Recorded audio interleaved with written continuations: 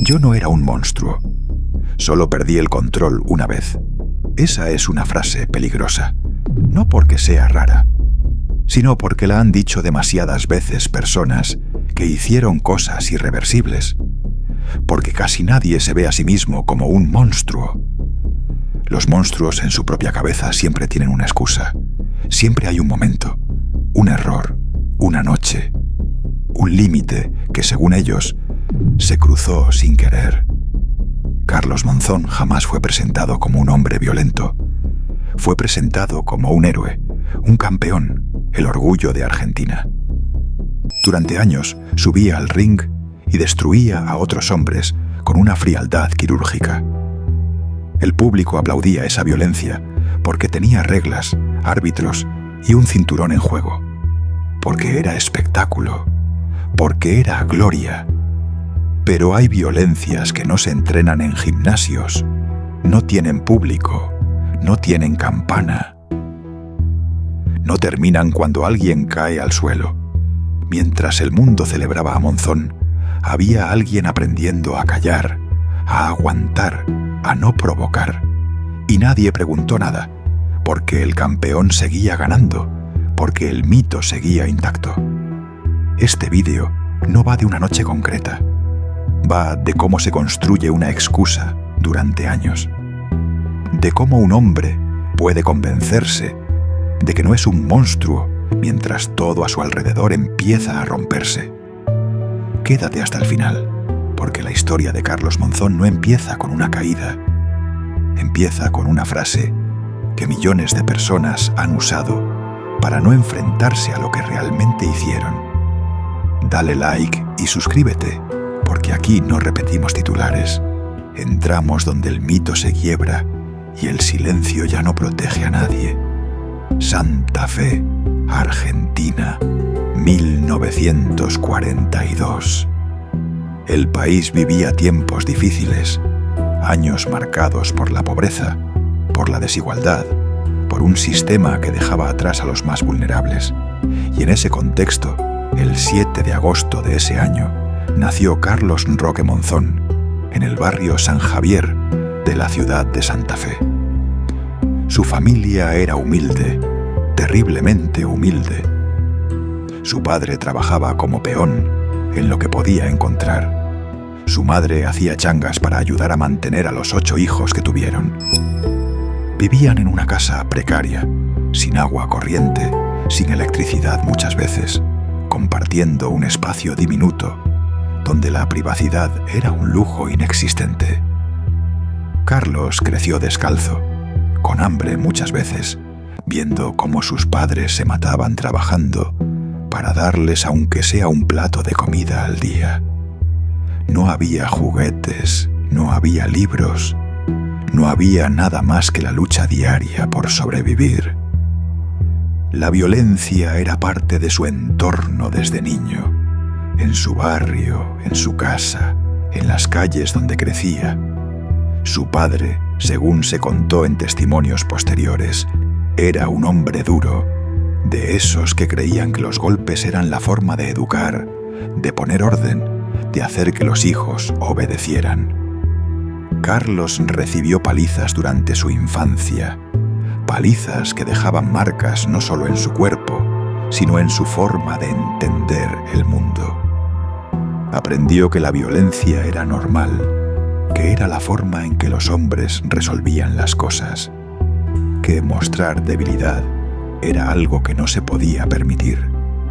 Y esa lección la llevaría consigo el resto de su vida, como una semilla oscura que fue creciendo con los años hasta convertirse en algo monstruoso.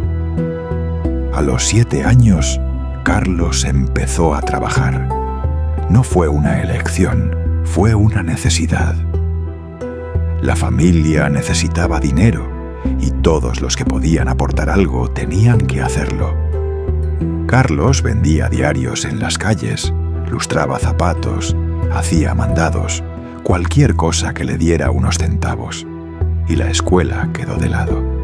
Fue algunos años, aprendió a leer y escribir lo básico, pero nunca terminó la primaria. Porque la educación era un lujo que su familia no podía permitirse.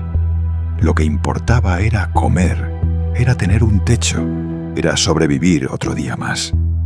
Pero Carlos tenía algo que muchos no tenían. Tenía fuerza física, tenía resistencia, tenía una capacidad natural para pelear que quedó clara desde muy joven. En las calles del barrio se peleaba todo el tiempo. Era parte de la vida diaria, y Carlos siempre ganaba.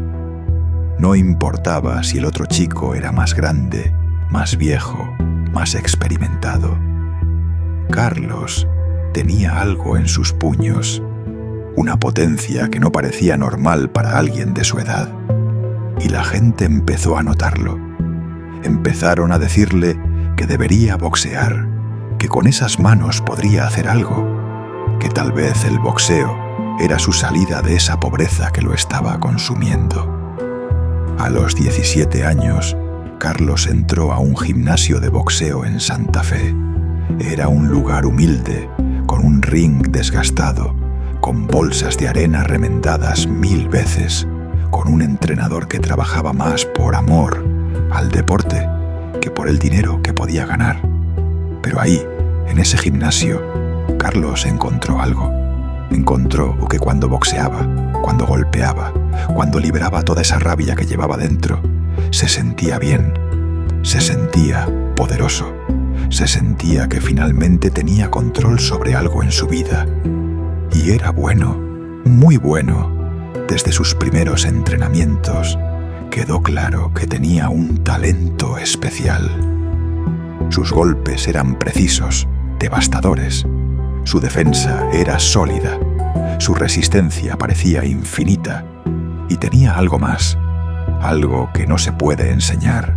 Tenía esa frialdad, esa capacidad de mantener la calma en medio del caos, de calcular cada movimiento mientras su rival se desesperaba. En 1963, con 21 años, Carlos Monzón debutó como boxeador profesional. Sus primeras peleas fueron en clubes pequeños, en eventos que reunían a unos pocos cientos de personas, donde los premios eran miserables. Pero Carlos ganaba una pelea tras otra, noqueando rivales, dominando rounds, demostrando que no era un boxeador más. Y poco a poco empezó a hacerse un nombre. Los promotores empezaron a fijarse en él, los periodistas empezaron a escribir sobre él. La gente empezó a ir a verlo pelear. Y Carlos empezó a ganar dinero. No mucho al principio, pero más de lo que había ganado en toda su vida. Y ese dinero cambió algo en él. Le dio una sensación de poder, de que finalmente estaba saliendo de ese pozo de pobreza donde había crecido. Empezó a vestirse mejor, a comer mejor, a vivir mejor. Y empezó a sentir que era alguien, que ya no era solo el chico pobre del barrio San Javier. Era Carlos Monzón, el boxeador, el que estaba camino a ser grande. Pero con ese éxito inicial también llegaron otros cambios. Carlos empezó a salir más, a frecuentar lugares donde había alcohol, donde había mujeres, donde había una vida nocturna que antes no había conocido. Y empezó a beber. No era un alcohólico, no en esa época, pero el alcohol se convirtió en parte de su vida social, en algo que hacía regularmente. Y cuando bebía, algo cambiaba en él. Se volvía más agresivo, más irritable, más propenso a explotar por cualquier cosa. Y esa explosividad, que en el ring lo hacía un peleador temible, fuera del ring, era un problema. En 1964, Carlos conoció a Mercedes García, una joven de Santa Fe. Se enamoraron, o al menos eso parecía. Mercedes venía de una familia también humilde. Entendía de dónde venía Carlos, no lo juzgaba por su falta de educación formal. Y Carlos, que nunca había tenido una relación seria, creyó que había encontrado a alguien con quien podía construir algo. Se casaron al poco tiempo y tuvieron 3 hijos en rápida sucesión. Y durante los primeros años las cosas parecían funcionar. Carlos seguía boxeando, seguía ganando y el dinero empezaba a ser mejor. Podían alquilar una casa decente, podían comprar ropa para los niños, podían vivir con cierta dignidad. Pero según testimonios que salieron años después, según lo que Mercedes contó a personas cercanas en esa época, la relación no era lo que parecía desde afuera. Carlos era celoso, extremadamente celoso. No quería que Mercedes hablara con otros hombres, no quería que saliera sola, no quería que tuviera amigas. La controlaba constantemente. Le preguntaba dónde había estado, con quién había hablado, qué había hecho. Y si Mercedes no respondía de la manera que él esperaba, Carlos explotaba. Al principio eran solo gritos, insultos, humillaciones, pero después empezaron los golpes. Nunca se aclaró del todo con qué frecuencia Carlos golpeaba a Mercedes en esos primeros años. Ella nunca hizo una denuncia formal, nunca fue al hospital con lesiones visibles, nunca le contó a las autoridades lo que pasaba. Porque en la Argentina de los años 60, la violencia doméstica era algo de lo que no se hablaba. Era algo que pasaba en privado, que se mantenía en secreto, que las mujeres aguantaban porque no tenían otras opciones. Y Mercedes, con 3 hijos pequeños, sin educación, sin trabajo, dependiendo completamente del dinero que Carlos traía a casa, no tenía forma de irse, estaba atrapada. Y Carlos seguía subiendo. En 1966 comenzó a pelear en Buenos Aires, en eventos más grandes, con mejores premios. Y seguía ganando. Su récord era impecable. Sus victorias eran contundentes. Los expertos del boxeo empezaban a decir que Carlos Monzón podía ser algo especial, que podía llegar a pelear por un título mundial. Y en 1967, eso se hizo realidad. Carlos fue designado como contendiente oficial al título mundial de los pesos medianos. Era el sueño de cualquier boxeador, la oportunidad de pelear por el campeonato del mundo, de convertirse en el mejor de su categoría. Pero el campeón en ese momento, Nino Benvenuti, un italiano con una técnica refinada y un récord impresionante, no quería pelear con Carlos. Lo veía como un riesgo, como alguien que podía arruinar su reinado. Y pasaron años antes de que finalmente aceptara la pelea. Años durante los cuales Carlos siguió peleando, siguió ganando, siguió esperando su oportunidad. Y durante esos años, su matrimonio con Mercedes se fue deteriorando cada vez más. Los episodios de violencia se volvieron más frecuentes, más severos. Hubo momentos donde Mercedes pensó en irse, en tomar a sus hijos y desaparecer. Pero no lo hizo, porque tenía miedo. Miedo de lo que Carlos pudiera hacer si lo dejaba. Miedo de que la encontrara y la matara, porque Carlos le había dicho eso, según ella contó después. Le había dicho que si alguna vez lo dejaba, si alguna vez se iba con otro hombre, la mataría. El 14 de noviembre de 1970, en Roma, Italia, Carlos Monzón peleó contra Nino Benvenuti por el título mundial de los pesos medianos. Era la pelea más importante de su vida, la pelea que definiría su carrera. Y Carlos entró al ring con una determinación absoluta, con una frialdad que asustó a todos los que lo vieron. Durante 12 rounds, Carlos dominó completamente a Benvenuti.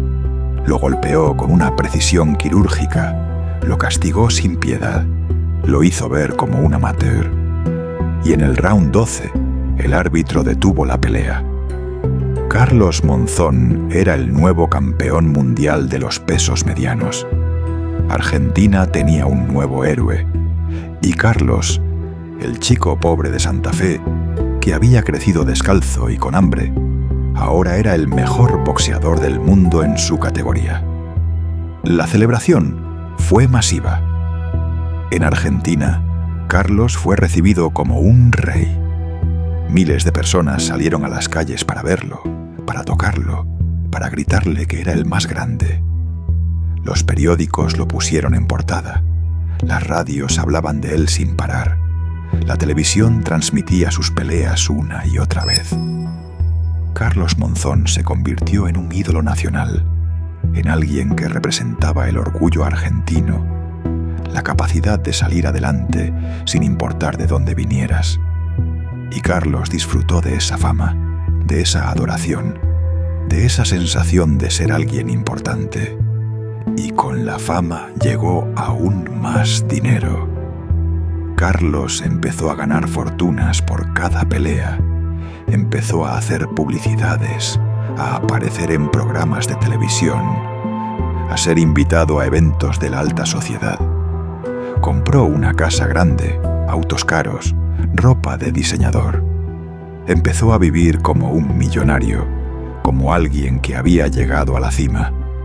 Y empezó a relacionarse con gente nueva, con empresarios, con políticos, con artistas. Y ahí conoció a Susana Jiménez. Susana Jiménez era en esa época una de las mujeres más famosas de Argentina. Era modelo, actriz, conductora de televisión. Era hermosa, carismática, exitosa. Y Carlos quedó fascinado con ella desde el primer momento que la vio. Empezó a buscarla, a invitarla a salir, a cortejarla con la misma intensidad con la que peleaba en el ring. Y Susana, impresionada por ese hombre que era campeón mundial, que tenía ese aura de poder y peligro, aceptó. Empezaron una relación que fue portada de todas las revistas, que fue el tema de conversación de todo el país. La pareja más famosa de Argentina, el boxeador y la estrella de televisión. Pero Carlos seguía casado con Mercedes. Y aunque su matrimonio estaba roto, aunque hacía tiempo que ya no funcionaba, Carlos no se divorciaba. Mantenía dos vidas paralelas, una con Mercedes y sus hijos en Santa Fe, y otra con Susana en Buenos Aires. Y Mercedes sufría en silencio, viendo cómo su esposo aparecía en las revistas con otra mujer, viendo cómo todo el país celebraba esa relación, mientras ella quedaba como la esposa olvidada, la que ya no importaba. Y los episodios de violencia continuaron. Cada vez que Carlos iba a Santa Fe, cada vez que visitaba a Mercedes y a sus hijos, había tensión, había peleas, había explosiones de ira. Mercedes intentó hablar con él, intentó pedirle el divorcio, intentó decirle que ya no podían seguir así. Pero Carlos se negaba. Y cuando Mercedes insistía, cuando lo presionaba, Carlos reaccionaba con violencia. La golpeaba, la amenazaba. Le decía que si intentaba dejarlo, si intentaba exponerlo públicamente, la destruiría. Finalmente, en 1973, después de años de espera, Mercedes logró el divorcio.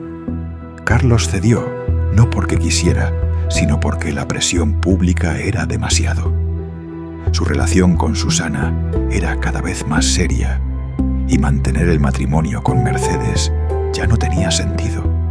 Pero incluso después del divorcio, Carlos siguió controlando a Mercedes.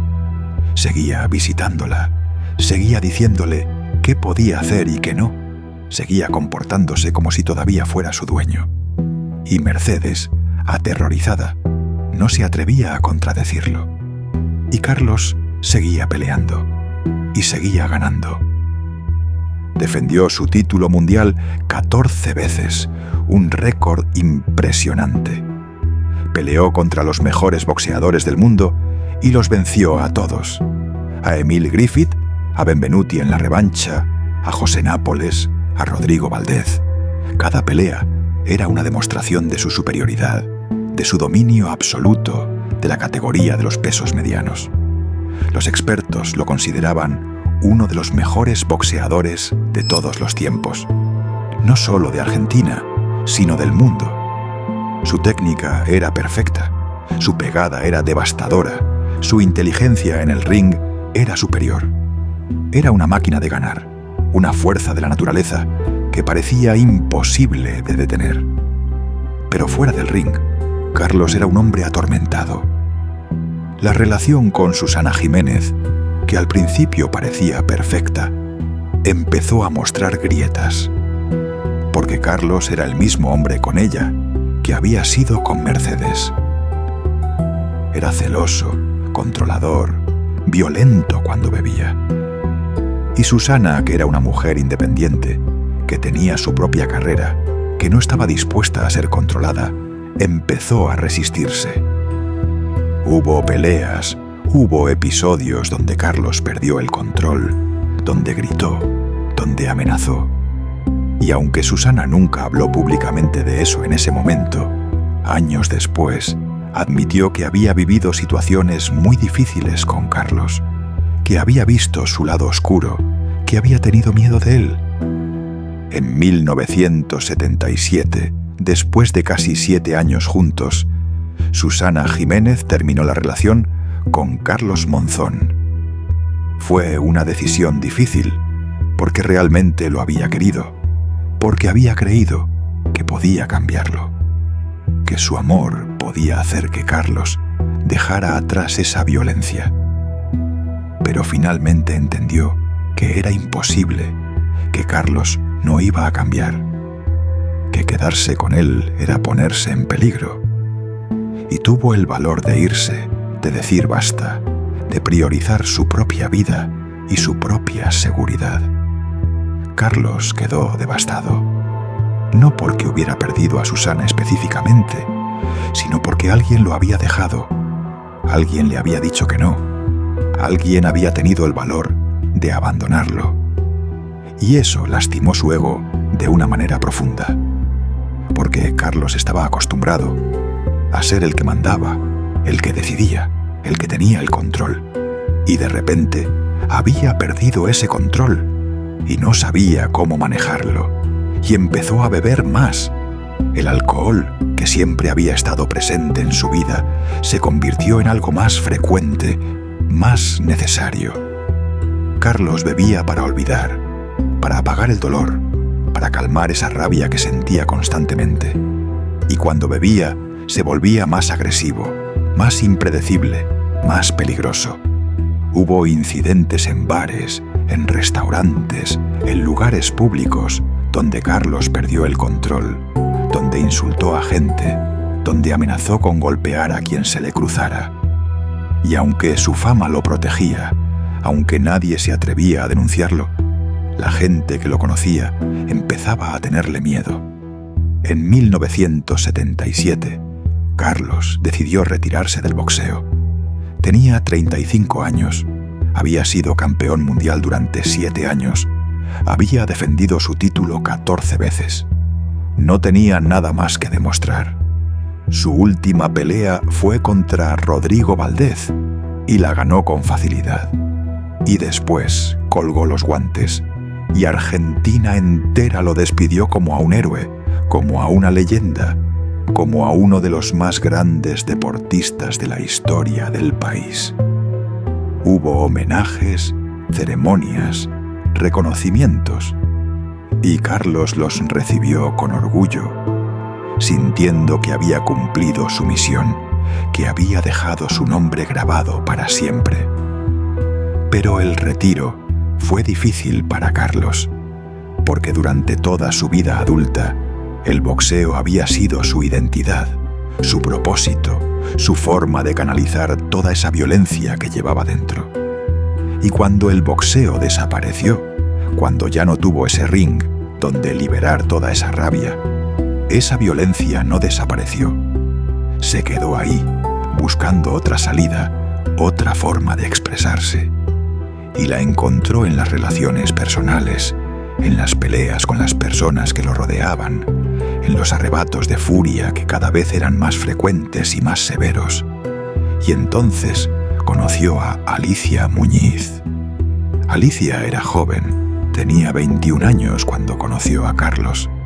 Era modelo, aspirante a actriz, una chica hermosa de Mar del Plata que soñaba con triunfar en Buenos Aires. Y Carlos, que tenía 37 años, quedó cautivado por ella.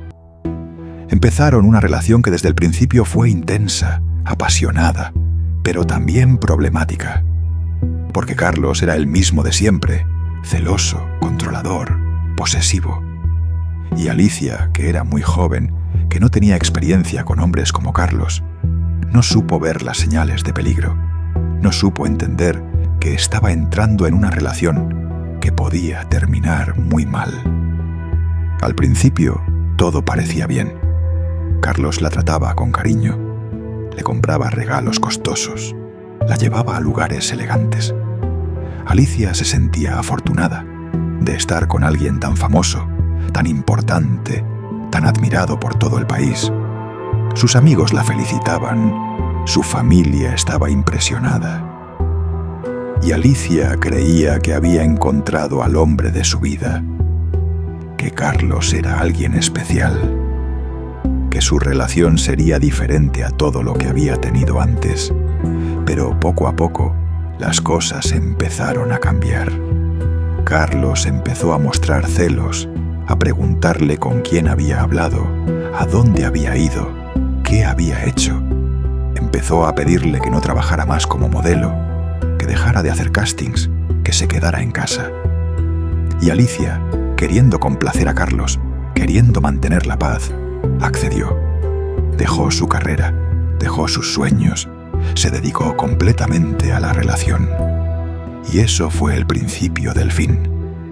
Porque cuando Alicia dejó de tener su propia vida, cuando dejó de tener su independencia, quedó completamente a merced de Carlos. Y Carlos empezó a controlarla cada vez más. Le revisaba el teléfono, le preguntaba por cada persona que la llamaba, no la dejaba salir sola. Y cuando Alicia intentaba protestar, cuando intentaba decir que eso no estaba bien, Carlos reaccionaba con ira. Al principio eran solo gritos, insultos, humillaciones verbales. Pero después llegaron los golpes. El primer golpe fue una bofetada.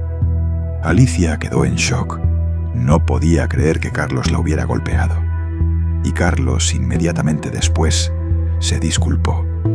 Lloró, le dijo que lo sentía, que había sido un error, que nunca volvería a pasar, que la amaba más que a nada en el mundo. Y Alicia, queriendo creer que era cierto, queriendo creer que había sido un momento de locura aislado, lo perdonó. Pero ese fue el primer error, porque el primer golpe nunca es el último, es solo el principio. Y los golpes se hicieron más frecuentes. Carlos la golpeaba cuando bebía, que era casi todos los días. La golpeaba si ella decía algo que no le gustaba, si miraba a otro hombre, si no le preparaba la comida como él quería. La golpeaba por razones que no tenían sentido, por cosas insignificantes que a cualquier persona normal no le importarían. Y después de cada golpiza venían las disculpas, las lágrimas, las promesas de que nunca volvería a pasar. Y Alicia, atrapada en ese ciclo, no sabía cómo salir. Según testimonios de personas cercanas a Alicia en esa época, ella intentó dejar a Carlos varias veces. Hizo maletas, se fue a la casa de sus padres, intentó cortar el contacto. Pero Carlos siempre la encontraba, siempre la convencía de volver, siempre le prometía que iba a cambiar. Y Alicia volvía, porque todavía tenía esperanza, porque todavía creía que el Carlos que ella había conocido al principio, el Carlos cariñoso y atento, podía volver. Pero ese Carlos no existía, o tal vez nunca había existido. Tal vez siempre había sido una máscara, una fachada que Carlos ponía para atraer a las mujeres, y detrás de esa máscara siempre había estado el verdadero Carlos, el violento, el controlador, el peligroso. En 1983, Alicia quedó embarazada, y durante un tiempo pareció que las cosas mejoraban. Carlos estaba feliz con la noticia, hablaba de ser padre otra vez, de formar una familia con Alicia, y durante los meses del embarazo la violencia disminuyó. No desapareció completamente, pero fue menos frecuente, menos severa. Y Alicia se aferró a esa esperanza. Creyó que tal vez el bebé cambiaría a Carlos, que tal vez la paternidad lo haría madurar, lo haría ser mejor persona. Pero después del nacimiento de su hijo, todo volvió a empeorar. Carlos empezó a beber aún más, empezó a estar más irritable, más explosivo. Y los golpes volvieron con más fuerza que nunca. Alicia vivía aterrorizada, cuidando de su bebé, mientras intentaba protegerse de Carlos, mientras intentaba predecir cuándo iba a explotar para poder mantenerse fuera de su alcance. Pero era imposible predecirlo. A veces Carlos explotaba por algo que Alicia había hecho. Otras veces explotaba sin razón aparente, simplemente porque estaba de mal humor, porque había bebido demasiado, porque algo en su cabeza le decía que tenía que golpear. Y Alicia no podía pedir ayuda, porque Carlos era Carlos Monzón, el héroe nacional, el ídolo de millones. ¿Quién le iba a creer si decía que él la golpeaba? ¿Quién iba a ponerse de su lado contra el hombre más admirado de Argentina? Y Carlos lo sabía.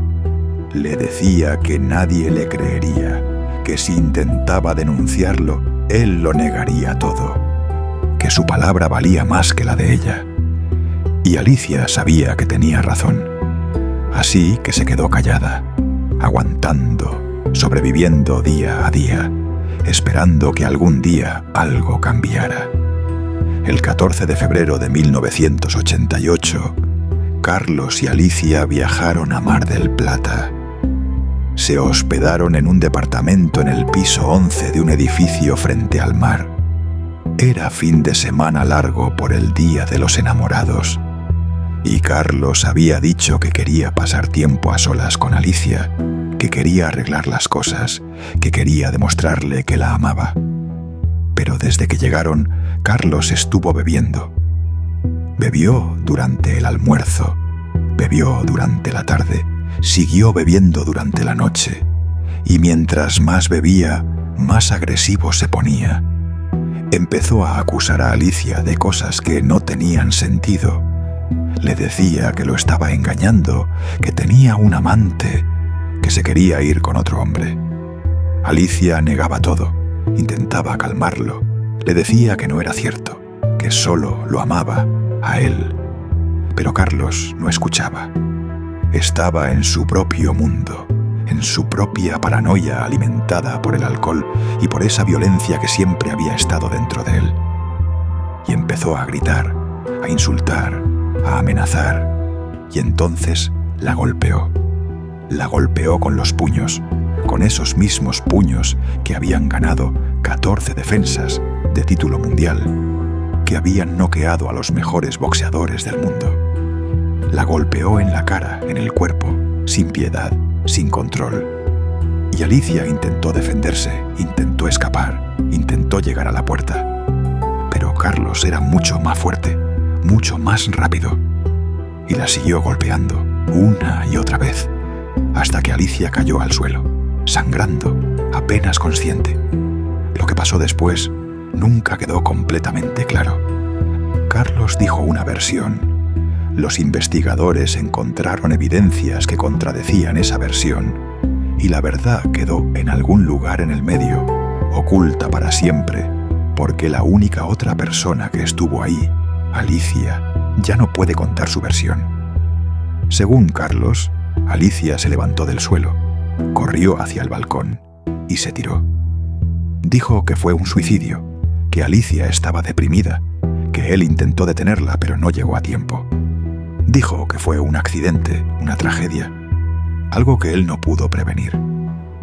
Pero los investigadores encontraron otra cosa. Encontraron que Alicia tenía lesiones en todo el cuerpo, moretones, fracturas, señales claras de que había sido golpeada brutalmente antes de caer. Encontraron sangre de Alicia en varias partes del departamento, indicando que la golpiza había sido larga y severa.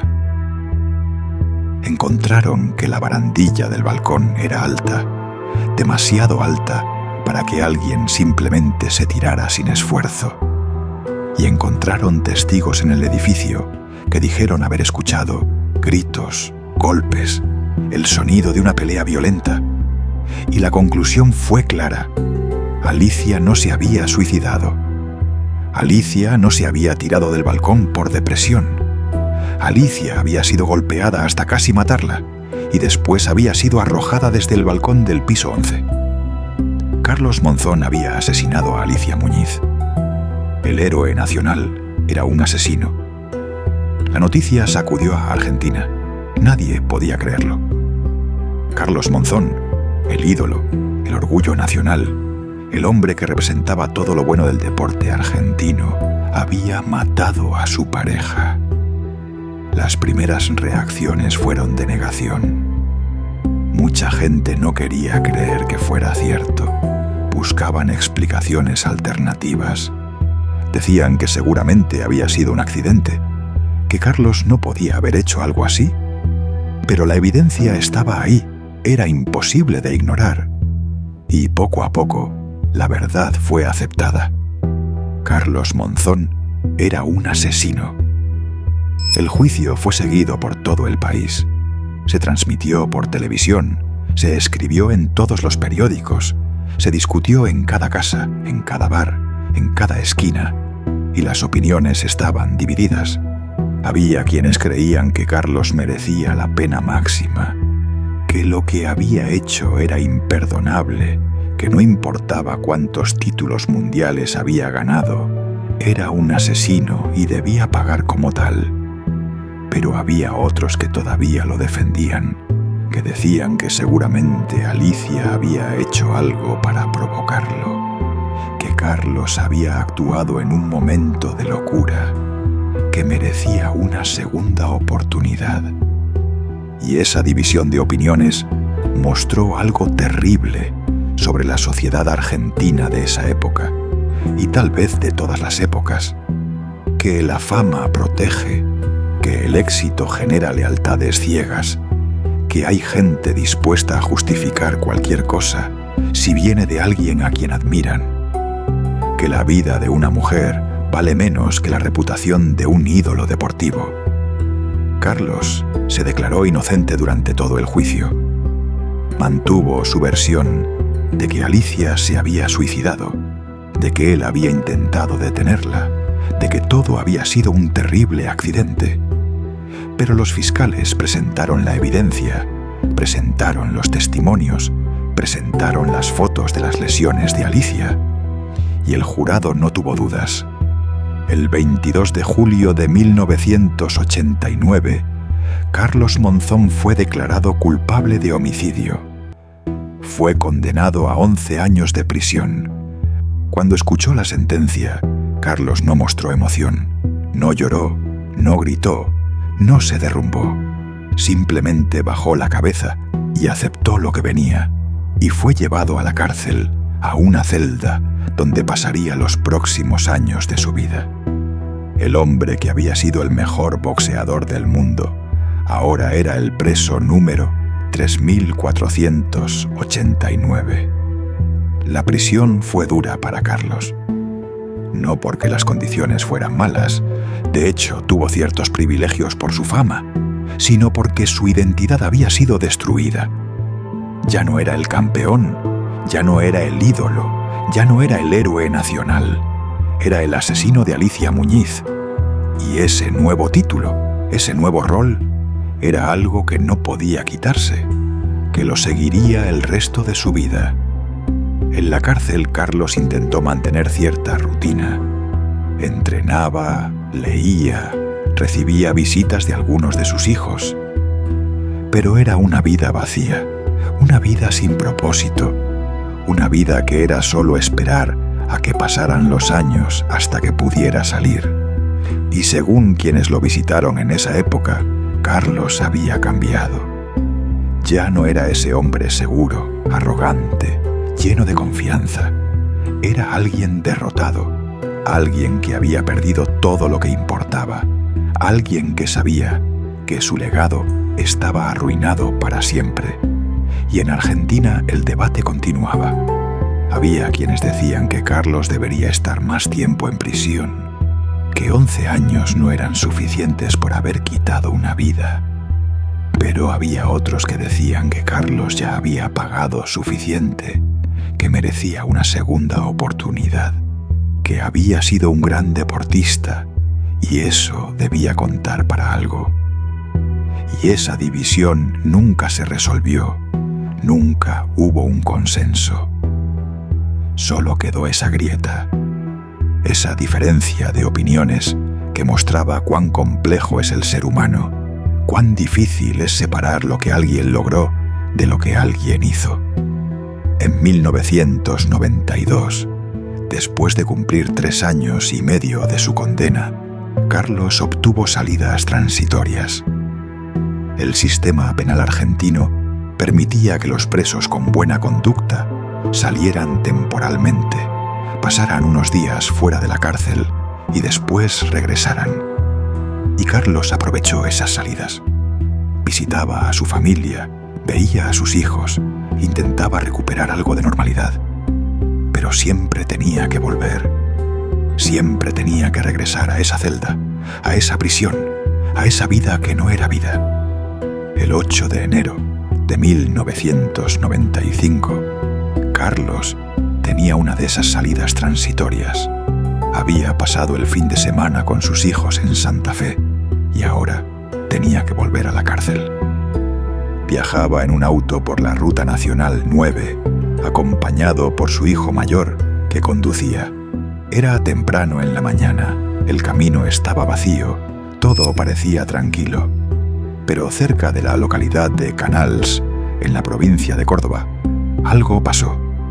El auto se salió de la ruta, volcó varias veces, terminó destrozado a un costado del camino. Carlos Roque Monzón murió en ese accidente. Tenía 52 años. Su hijo sobrevivió con heridas menores, pero Carlos no. Murió en el acto, probablemente de manera instantánea, sin tiempo para sentir dolor, sin tiempo para pensar en nada. Y así terminó la vida del hombre que había sido el mejor boxeador del mundo, del hombre que había matado a su pareja, del hombre que había pasado de héroe a villano en un solo instante. Las investigaciones sobre el accidente nunca fueron concluyentes. La versión oficial fue que el conductor había perdido el control del vehículo, que había sido un accidente, un golpe de mala suerte. Pero hubo teorías, rumores que nunca fueron confirmados ni desmentidos del todo. Algunos dijeron que Carlos había agarrado el volante intencionalmente, que había querido morir, que no soportaba más esa vida de cárcel, de humillación, de haber perdido todo. Otros dijeron que había sido un suicidio disfrazado de accidente, que Carlos había elegido morir así, en la ruta, libre por última vez, en lugar de volver a esa celda. Y otros dijeron que simplemente había sido mala suerte, que no había nada más detrás, que a veces las cosas malas pasan sin razón. Nunca se sabrá la verdad. Lo único cierto es que Carlos Monzón murió ese día, en esa ruta, de camino de vuelta a la prisión. Y con su muerte llegó otro debate, otro momento de división en Argentina. Hubo quienes lamentaron su muerte, quienes dijeron que a pesar de todo había sido un grande del deporte, que su legado como boxeador no debía ser olvidado. Y hubo quienes dijeron que no merecía ser llorado, que había quitado una vida y que su propia muerte no era una tragedia, sino justicia. Su funeral fue multitudinario. Miles de personas fueron a despedirlo en Santa Fe, muchas llorando, muchas con carteles que lo recordaban como el campeón. Y eso generó indignación en muchos otros, especialmente en grupos de mujeres que luchaban contra la violencia de género, que dijeron que era una vergüenza que un asesino recibiera esos honores, que se estaba enviando un mensaje terrible sobre cómo la sociedad valora más el éxito deportivo que la vida de una mujer. Y esa discusión continúa hasta hoy, porque el legado de Carlos Monzón es imposiblemente complejo, imposiblemente contradictorio. Fue, sin duda, uno de los mejores boxeadores de todos los tiempos. Su récord, su técnica, sus victorias, todo eso es innegable. Pero también fue un asesino, alguien que golpeó y mató a la mujer con la que compartía su vida. Y separar esas dos cosas es imposible, porque ambas son parte de la misma persona. Y uno se pregunta cómo pudo pasar, cómo alguien puede ser tan brillante en algo y tan monstruoso en otra cosa. Y tal vez la respuesta está en entender que la violencia no se enciende y se apaga como un interruptor, que Carlos no era un hombre pacífico en el ring y violento fuera de él. Carlos era violento siempre, solo que dentro del ring esa violencia era celebrada, era aplaudida, era lo que lo hacía grande. Y fuera del ring, esa misma violencia era destructiva, era criminal, era lo que lo convirtió en un asesino. Y tal vez Carlos nunca aprendió la diferencia. Tal vez para él, golpear era simplemente lo que hacía. Era su forma de resolver problemas, de expresar frustración, de ejercer control. Y el mundo del boxeo, el mundo que lo rodeaba, nunca le enseñó que había límites, que había lugares donde esa violencia no era aceptable. Al contrario, lo celebraron por ella. Lo hicieron rico y famoso gracias a ella. Y Carlos creyó que podía usar esa violencia en todas partes, con cualquier persona. Y cuando la usó con Alicia, cuando la golpeó hasta matarla, fue demasiado tarde para entender que hay líneas que no se pueden cruzar. Y está la pregunta de si se le podía haber detenido, si alguien en algún momento de su vida podía haber intervenido, podía haber dicho basta, podía haber obligado a Carlos a enfrentar sus problemas, a buscar ayuda, a entender que tenía un problema grave con la violencia. Mercedes, su primera esposa, vivió años de abuso y nunca lo denunció. Susana Jiménez vivió situaciones difíciles con él y se fue, pero nunca habló públicamente hasta después de la muerte de Alicia. Los entrenadores, los promotores, los periodistas, todos veían que Carlos tenía problemas, que bebía demasiado, que era agresivo, pero nadie hizo nada. Porque Carlos era valioso, porque generaba dinero, porque era el campeón, y su bienestar y la seguridad de las personas a su alrededor era secundario. Y Alicia Muñiz intentó irse varias veces, intentó dejar a Carlos, intentó salvarse, pero no tuvo el apoyo que necesitaba, no tuvo un sistema que la protegiera, no tuvo personas que le creyeran cuando decía que tenía miedo. Y terminó muerta en el piso, arrojada desde un balcón por el hombre que decía amarla. Y su muerte no fue en vano en un sentido, porque después de lo que pasó, después de que la noticia sacudió al país, empezó a hablarse más de la violencia doméstica en Argentina. Empezó a entenderse que no era algo privado, algo que pasaba dentro de las casas y que debía quedarse ahí. Empezó a reconocerse que era un problema social, un crimen que debía ser perseguido y castigado. Y se crearon leyes, se establecieron protocolos, se abrieron refugios para mujeres víctimas de violencia. No fue suficiente, nunca es suficiente, pero fue un comienzo. Pero Alicia no está aquí para ver eso. Alicia murió con 29 años, con toda una vida por delante, con sueños que nunca cumplió, con un hijo que creció sin madre, y su nombre está ligado para siempre al de Carlos Monzón, como si su única importancia fuera haber sido su víctima. Y eso es profundamente injusto, porque Alicia era una persona, era alguien con sueños, con familia, con amigos que la querían. Y merece ser recordada por quién era, no solo por cómo murió. Y Carlos Monzón sigue siendo un tema de debate en Argentina. Hay estatuas de él en Santa Fe, hay calles con su nombre, hay gimnasios que llevan su apellido. Y cada tanto surge la discusión de si eso debería seguir ahí, si es apropiado honrar a un asesino, si su éxito deportivo justifica el perdón de sus crímenes.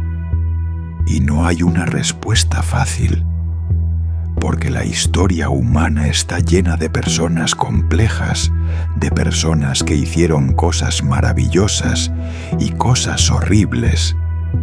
Y decidir cómo recordarlos es siempre complicado. Pero lo que sí es claro es que Carlos Monzón no es solo un héroe, no es solo el mejor boxeador argentino de todos los tiempos, es también un asesino, alguien que quitó una vida, alguien que usó sus puños no solo para ganar títulos, sino para lastimar a quienes decía amar. Y ambas cosas son verdad, y ambas deben ser recordadas. Y tal vez la lección más importante de su historia no es sobre él específicamente, sino sobre cómo la sociedad trata a sus ídolos, sobre cómo estamos dispuestos a perdonar cualquier cosa si viene de alguien famoso, de alguien exitoso, de alguien que nos hace sentir orgullosos, sobre cómo valoramos más los títulos y los trofeos que las vidas humanas, y sobre cómo esa adoración ciega puede permitir que los monstruos sigan siendo monstruos, protegidos por su fama, hasta que es demasiado tarde. Entonces, ¿quién fue Carlos Monzón? ¿El mejor boxeador de su época o un asesino brutal? ¿El orgullo de Argentina o su vergüenza? ¿Un hombre que merece ser recordado o un nombre que debería ser olvidado? Tal vez fue todas esas cosas al mismo tiempo. Tal vez no hay una respuesta simple, no hay una forma fácil de resumir una vida tan compleja, tan llena de contradicciones. Lo único cierto es que su historia sigue ahí, sigue generando preguntas, sigue dividiendo opiniones, sigue recordándonos que las personas no son solo una cosa, que todos llevamos luces y sombras, y que a veces las sombras son tan oscuras que ninguna luz puede compensarlas.